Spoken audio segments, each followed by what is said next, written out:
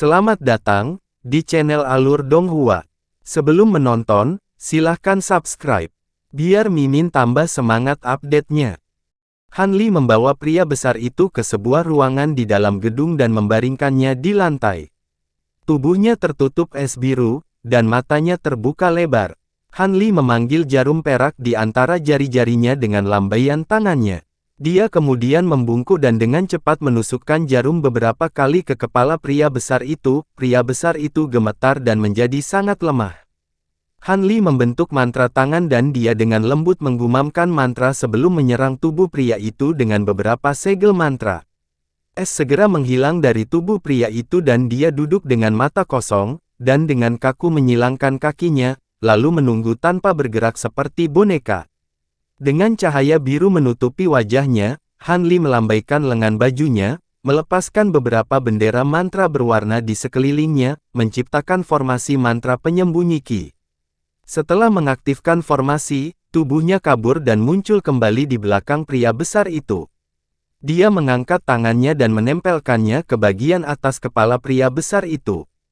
Pada saat itu, cahaya bersinar terang dari tubuh Han Li dan menyelimuti pria besar itu. "Siapa namamu dan apa posisimu di klan Kong?" Suara dingin dan tanpa emosi Han Li bergema dari cahaya. Pria besar itu dengan lesu menjawab, "Saya Kong Do. Saya adalah kepala urusan luar. Sejak kapan klan Kong menduduki Falcon Cloud Village? Kemana perginya penduduk asli?" 7 tahun yang lalu, semua tempat tinggal asli dipindahkan ke kota bernama Snow River.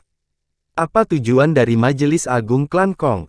Itu adalah... Setelah serangkaian pertanyaan, Han Li mengekstraksi sebagian besar informasi yang dia inginkan. Pada akhirnya, dia melepaskan cengkeramannya pada pria besar itu dan pria itu langsung jatuh ke tanah. Han Li kemudian mengeluarkan pil obat dan memaksanya untuk menelannya sebelum menyerang semua titik akupuntur di tubuh pria itu dengan jarum perak. Beberapa saat kemudian, Han Li berdiri dan bergumam, dengan Worry Free Needle, ingatannya baru-baru ini harus disegel. Dia tidak akan segera menimbulkan masalah. Sayang sekali saya tidak dapat menggunakan teknik Dream Tear karena kultivasi saya yang kurang. Han Li menjabat tangannya dan kemudian menarik bendera mantra sebelum berjalan keluar dari gedung.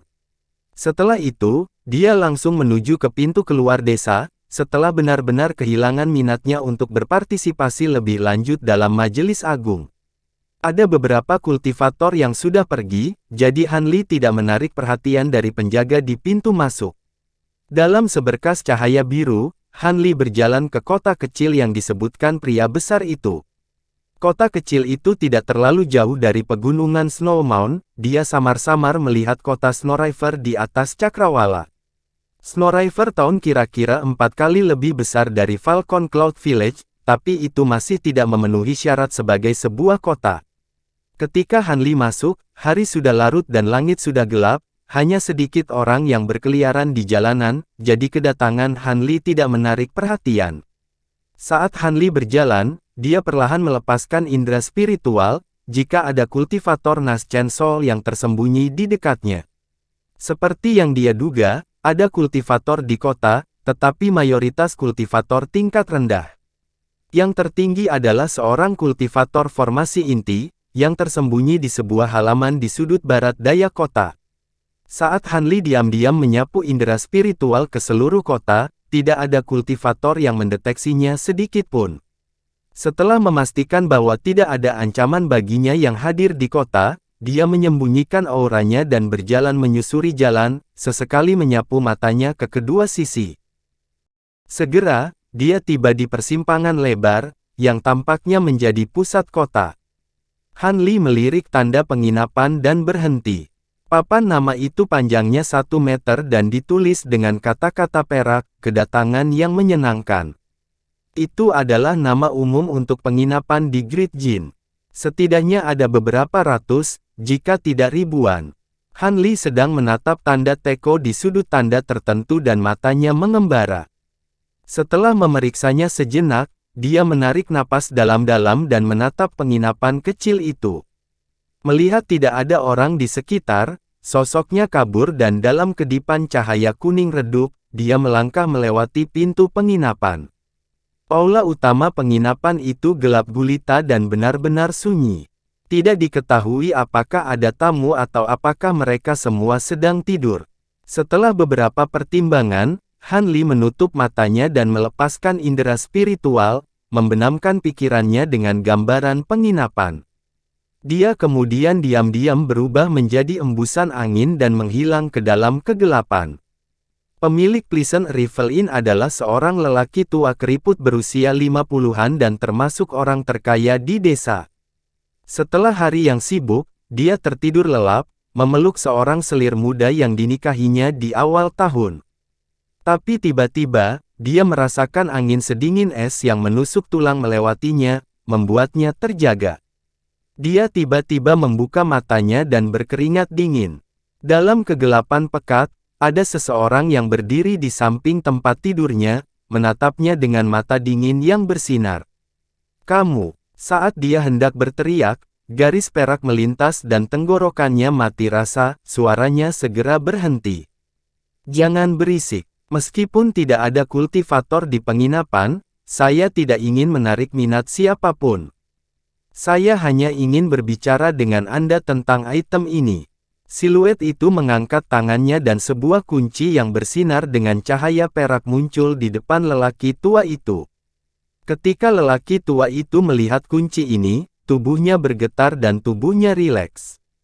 Sebaliknya, jejak kegembiraan muncul di wajahnya. Orang yang memegang kuncinya tentu saja adalah Han Li. Lelaki tua itu buru-buru melompat dari tempat tidur dan memberi isyarat dengan tangannya, berusaha untuk berbicara tetapi tidak ada suara yang keluar dari mulutnya. Han Li tersenyum dan mengangkat tangannya, mengeluarkan jarum perak dari tenggorokan pria itu. Pria tua itu terbatuk beberapa kali dan akhirnya mendapatkan kembali suaranya, lalu bertanya, "Bisakah Anda mengizinkan saya untuk memeriksa kunci perak itu?" Setelah jeda sesaat, Han Li menyerahkannya. Pria tua itu mengambil kunci perak dan memeriksanya lama sebelum menyerahkannya kembali ke Han Li dengan kedua tangannya. Dengan ekspresi hormat, dia membungkuk dalam-dalam kepada Han Li dan berkata, "Apakah kamu tuan muda yang hebat? Kamu sudah melihat kuncinya," kata Han Li, "apakah ada masalah?" "Tidak ada, karena tuan muda mencari saya dan dia memiliki kunci asli, identitas Anda pasti, tapi..." Pria tua itu kemudian mengalihkan pandangannya ke wanita muda yang tidur di belakangnya. Han Li berkedip dan dengan tenang berkata, "Jangan khawatir, aku sudah merapalnya sebelum aku membangunkanmu. Tidak peduli seberapa keras kamu berteriak, dia tidak akan mendengarnya." "Itu bagus," kata lelaki tua itu dengan tulus, "Tuan klan tidak menghubungi saya setelah beberapa tahun. Saya hanya manusia biasa, jadi saya tidak tahu apa yang sedang terjadi. Saya tidak berani bertanya, takut akan menarik perhatian kultivator lain. Sekarang tuan muda telah membawa kunci perak, saya akhirnya bisa santai. Jika bukan karena kepala klan menyebutkan bahwa Anda telah mengubah penampilan Anda, saya tidak akan berani mempercayainya. Sesuatu benar-benar terjadi pada klan Feng. Karena itu, saya perlu membuka cadangan rahasia dan mengeluarkan beberapa barang. Selain kepala klan, tidak ada yang tahu lokasinya. Dia seharusnya meninggalkan peta cadangan bersamamu. Berikan padaku." Han Li berbicara terus terang dan dengan nada memerintah. "Iya, karena Anda memiliki kunci cadangan, Anda memiliki kualifikasi untuk membukanya." "Sebentar, Tuan Muda." Pria tua itu kemudian menutupi dirinya dengan beberapa potong pakaian dan membawa Han Li ke halaman belakang penginapan. Lelaki tua itu mengambil cangkul besi dan mulai menggali di sudut halaman. Setelah itu, dia menggunakan tangannya untuk mencari tanah dengan hati-hati, akhirnya menemukan batu bata. Pada saat itu, dia sudah dipenuhi keringat. Pria tua itu menyerahkan batu bata itu kepada Han Li dan berkata, "Lokasi cadangan rahasia disegel di sini. Ada batasan dan saya tidak bisa membukanya, tetapi tuan muda seharusnya bisa." "Tentu saja." Han Li memberi batu bata itu beberapa pandangan menilai dan mengangguk puas. Kemudian dengan ekspresi tegas, dia memerintahkan, sekarang aku memiliki item ini, kamu tidak boleh tinggal di sini lebih lama lagi. Bepergian jauh dan sembunyikan identitasmu. Ekspresi lelaki tua itu berubah redup ketika dia mendengar ini. Maka sesuatu pasti benar-benar terjadi pada klan Feng. Jangan khawatir Tuan Muda, saya akan segera berangkat dalam beberapa hari.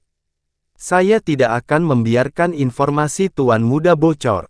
Han Li menyingkirkan batu bata dan melirik ekspresi redup lelaki tua itu.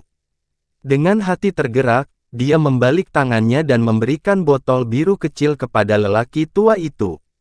Kamu harus tahu bagaimana situasinya sekarang. Karena Anda selalu setia kepada klan Feng, minumlah sebotol pil obat ini. Meskipun Anda hanya manusia biasa, pil akan memperkuat tubuh Anda dan membuat Anda hidup lebih lama. Pria tua itu tertegun sejenak sebelum menjawab dengan gembira, terima kasih banyak atas kemurahan hati Anda, Tuan Muda.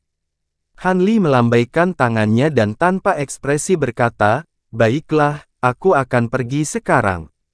Jaga dirimu. Kemudian dalam sekejap biru, dia menghilang dari penginapan tanpa jejak. Pria tua itu melihat ke sekelilingnya dengan kaget dan setelah beberapa lama, dia memastikan bahwa Han Li telah pergi. Kemudian, dia menundukkan kepalanya dan menatap kosong ke botol obat sebelum menghela nafas. Ketika Han Li meninggalkan penginapan, dia segera terbang keluar kota dan pergi mencari gunung yang sunyi. Setelah jatuh, dia memanggil batu bata biru dengan telapak tangannya. Dengan batu bata di tangan, Han Li melihat lebih dekat dan menyapu tangan lainnya melewatinya. Dengan ujung jari bersinar dalam cahaya biru, mereka melewati permukaan batu bata dan menyebabkannya beriak dalam cahaya putih. Dia melengkungkan bibirnya menjadi senyuman dan mengangguk. Batu bata itu konsisten dengan apa yang dikatakan Feng Yue padanya. Itu sebenarnya adalah kantong penyimpanan yang disamarkan, tapi itu harus dibuka dengan mantra khusus. Jika dibuka dengan paksa, barang yang dikandungnya akan berubah menjadi abu. Han Li memperoleh mantra dari Feng Yue sebelum kematiannya dan sekarang mengucapkannya, memuntahkan bola cahaya biru dengan karakter jimat berkeliaran di atasnya. Itu menabrak batu bata dan menyelimutinya di dalamnya. Segera, dia membentuk gerakan mantra dengan satu tangan dan dengan cepat menekan setiap sudut batu bata dengan jarinya. Dengan ledakan ringan, lubang hitam pekat muncul di permukaannya. Dia tidak mengambil risiko memasukkan tangannya ke dalamnya. Sebaliknya, dia memukul bagian bawah batu bata dan itu bergetar karena cahaya, menyebabkan dua benda terbang keluar dari lubang. Ada slip batu giok yang berukuran beberapa inci dan setumpuk dokumen yang dibundel rapat. Setelah menyingkirkan batu bata, Han Li tidak memperhatikan dokumen-dokumen itu dan segera membenamkan indera spiritual ke dalam slip batu giok. Tidak lama kemudian, ekspresinya melengkung dan berubah cemberut. Monarch Soul Divergence melihat reaksinya dan bertanya, ada apa? Mungkinkah itu tidak berisi lokasi gua rahasia klan Feng? Itu ada di sana, dan bahkan merinci lokasi persisnya. Setelah menghela nafas panjang, Han Li menarik indera spiritualnya dari batu giok dan mengerutkan kening. Lalu mengapa kamu begitu murung? Mungkinkah gua itu berada di tempat yang berbahaya? Seperti yang diharapkan dari seorang eksentrik yang mendekati usia 10.000 tahun, Monarch Soul Divergence menebak dengan benar. Han Li menghela nafas dan memasang ekspresi tak berdaya, berkata, mungkin saja aku akan mendapat masalah. Gua rahasia terletak jauh di dalam pegunungan Snowmound. Mengapa klan Feng mendirikannya di sana? Mungkinkah mereka tidak tahu ada yang aneh dengan pegunungan dan para kultivator sering menghilang? Monarch Soul Divergence berbicara dengan nada terperangah. Siapa tahu, Han Li berkata dengan senyum masam, mungkin leluhur klan Feng merasa bahwa semakin berbahaya daerah itu, semakin aman jadinya. Monarch Soul Divergence berkata, karena mereka selalu menggunakan gua rahasia ini, seharusnya tidak terlalu berbahaya. Tidak ada gunanya terlalu khawatir. Saya harap begitu. Sekarang saya telah memperoleh peta, saya tidak bisa membiarkan ini berlalu karena beberapa bahaya yang tidak diketahui. Jika ini berjalan lancar, saya akan tiba di sana dalam sehari. Setelah itu, Han Li menyimpan slip giok dan kemudian mengambil salah satu dokumen, membolak-baliknya sebelum berteriak kaget. Dia kemudian berkata, ini adalah perbuatan untuk properti klan Feng di dunia fana. Mereka bisa dikatakan memiliki tanah paling banyak di kawasan itu. Apakah ini sesuatu yang aneh? Divergensi jiwa raja bertanya. Klan bangsawan dari Jin Besar dan klan abadi dari Surgawi Selatan memiliki beberapa perbedaan. Mengganggu dunia fana dapat dianggap cukup biasa, dan bukan hal yang memalukan untuk berinteraksi dengan pejabat tinggi pemerintah dan orang kaya. Bahkan kultivator liar mengambil inisiatif untuk menghubungi mereka untuk meminta bantuan. Jin Agung tidak hanya menjangkau wilayah yang sangat luas, tetapi manusia yang tinggal di sana memiliki kepadatan yang jauh lebih besar daripada selatan surgawi. Ada lebih sedikit daerah terpencil, dan obat-obatan roh serta batu roh sering kali berada di tangan manusia. Ini berbeda di selatan surgawi di mana manusia menempati tanah yang jauh lebih sedikit dan ada lebih banyak hutan belantara. Han Li dengan ragu berkata, maksudmu banyak sekte memungkinkan kekuatan kerajaan Jin Agung untuk mengontrol sumber daya kultivasi mereka. Monarch Soul Divergence terkekeh dan berkata, bukannya mereka mengizinkannya. Great Jin tidak seperti selatan surgawi di mana terdapat banyak negara dan klan yang berbeda, melainkan, satu istana kekaisaran yang kuat telah memerintah dunia fana Great Jin sejak zaman kuno. Tidak peduli seberapa kuat seorang kultivator, mereka tidak akan berani membahayakan urusan fana, atau sekte dan kekuatan lain akan menggunakan kesempatan ini sebagai dalih untuk melawan mereka. Pengadilan Jin Agung telah mencapai kompromi dengan banyak kekuatan besar di dunia kultivasi. Jika saya tidak salah, perjanjian itu akan menentukan bahwa kekuatan atau sekte tidak akan menekan atau mengganggu pengadilan kekaisaran fana, dan bahkan akan mengizinkan pengadilan kekaisaran untuk secara langsung mempekerjakan beberapa kultivator liar untuk menjaga prestise pengadilan. Tentu saja, keluarga kekaisaran Great Jin juga dapat memelihara sejumlah kultivator mereka sendiri, tetapi sekte besar mengawasi mereka untuk memastikan mereka tidak terbawa suasana. Monarch Soul Divergence melanjutkan, untuk semua kekuatan besar ini untuk memperoleh sumber daya kultivasi, dan tenaga kerja, mereka telah membuat perjanjian secara rahasia dengan keluarga kerajaan dan istana kekaisaran. Beberapa pejabat yang sangat kuat kemungkinan besar akan didukung oleh berbagai sekte untuk mencegah kekuatan lain memegang keuntungan. Dalam keadaan ini, klan bangsawan mulai bermunculan dari sekte. Klan bangsawan secara bertahap mengumpulkan banyak sifat fana dan menjadi terbiasa berinteraksi dengan dunia fana. Namun, tanah ini seharusnya memiliki sumber daya kultivasi karena mereka telah disimpan dengan sangat hati-hati. Ini sangat penting untuk kelangsungan hidup klan bangsawan manapun. Ketika Han Li mendengar ini, dia mengelus dagunya dengan takjub. Karena dokumen-dokumen ini sangat penting, mengapa ditempatkan di sini? Han Li merenungkan, apakah Master Klan Feng merasakan sesuatu akan terjadi dan menempatkan mereka di sini sebagai tindakan darurat? Itu mungkin, tapi ini tidak ada hubungannya dengan kita, kata Monarch Soul Divergence. Jangan buang waktu kita untuk memikirkan hal ini dan langsung menuju ke gudang tersembunyi Klan Feng. Mungkin ada teknik Buddhis untuk melarutkan ki burukmu. Seperti yang kamu katakan, senior. Han Li tersenyum dan kemudian menyimpan dokumen itu di dalam kotak batu giok. Setelah memastikan arahnya, dia terbang dengan alat ajaib menuju pegunungan Snow Mound. Pada saat itu, di sebuah makam di bawah pegunungan Snow Mound, ada dua siluet yang diselimuti ki hijau. Mereka berlutut di depan tiga peti mati batu dan tetap tidak bergerak. Tiba-tiba, dua garis cahaya hijau terbang keluar dari salah satu peti mati dan masing-masing masuk ke dahi siluet itu. Pergi. Bunuh dia dan ambil harta karun itu. Seorang pria berbicara dari peti tengah. Kedua siluet kabur menjadi garis-garis cahaya hijau dan mengitari ruangan sebelum terbang. Baiklah, aku telah memperoleh penampilan orang yang mengambil penghalang Vajra dan memberikannya pada inkarnasi. Kisisa pangeran juga harus tetap berada di penghalang Vajra untuk waktu yang singkat. Selama orang ini tidak segera meninggalkan provinsi Guaning, mustahil baginya untuk melarikan diri. Terima kasih banyak, Tuan Ayah. Gagap bahagia keluar dari peti mati lainnya. Pria dari peti mati tengah mendengus dan berkata, aku akan membiarkannya kali ini, tapi sebaiknya tidak ada masalah lagi. Ya, lain kali, ini tidak akan terjadi. Gagap itu sekarang memiliki nada yang menakutkan. Tidak ada kata-kata lebih lanjut yang diucapkan dari salah satu peti mati.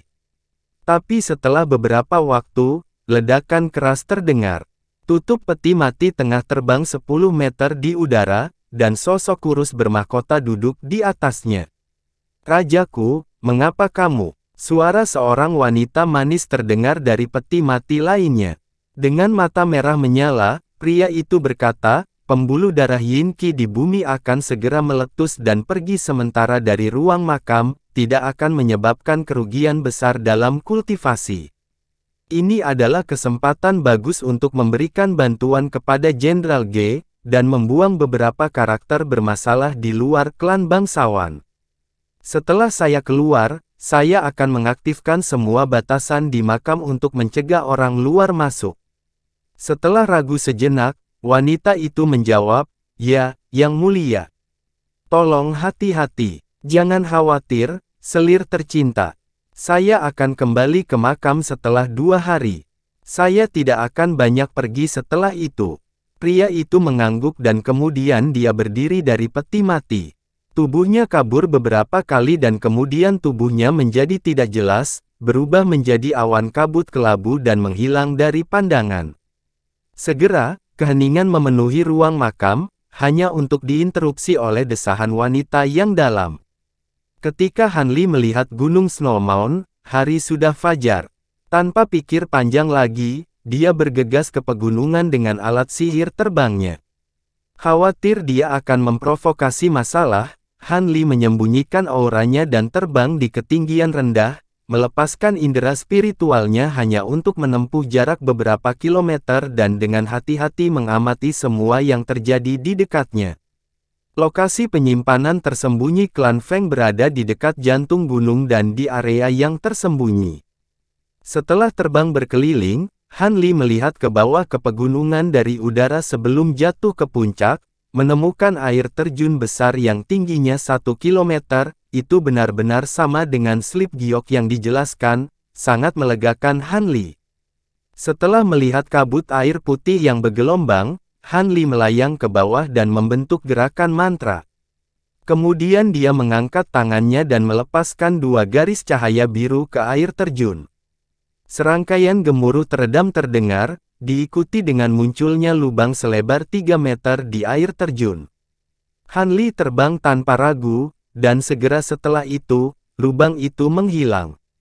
Tentu saja, Han Li tidak tahu bahwa begitu dia memasuki gua, 2 siluet hijau mengejarnya dari jarak 500 km. Mereka menggeram dengan amarah dan memamerkan taring hitam pekat mereka, kadang-kadang melepaskan serangkaian raungan rendah yang mengingatkan pada binatang berkepala 2 yang mengerikan. Namun, kedua siluet ini tidak tahu bahwa beberapa kilometer di belakang, ada 2 sosok tersembunyi yang mengawasi mereka dengan dingin. Mereka saling berbisik dengan kepala tertunduk.